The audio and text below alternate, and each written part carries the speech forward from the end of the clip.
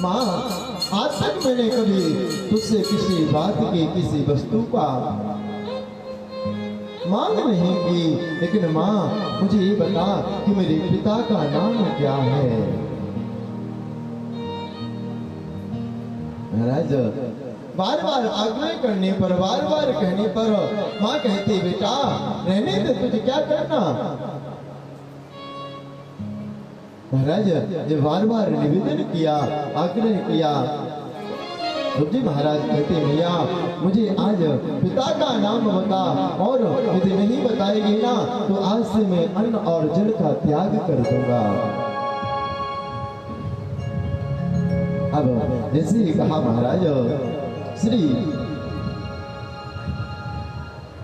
मैया कहने लगी कि बेटा तुम्हारे जो पिताजी हैं ना, यहाँ के राजा हैं, बहुत बड़े सम्राट हैं।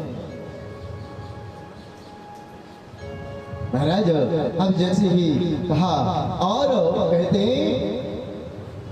जी महाराज माँ के बताए अनुसार राजा से मिलने के लिए और राजमहल में जाकर के पहुंचे।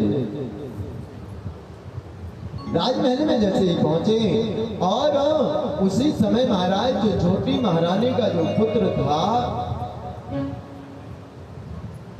जो छोटी रानी का पुत्र था, उसी समय वो पुत्र आया और वो पिता की गोद में बैठने लगा।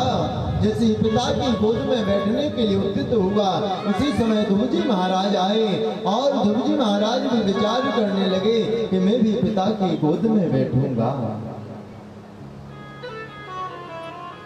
जैसे ही मन में पिता की गोद में बैठने के लिए उद्यत हुए, चेष्टा की, और जो छोटी माँ थी, छोटी माँ ने रोक दिया, बेटा तुम पिता की गोद में बैठने की योग्य नहीं हो।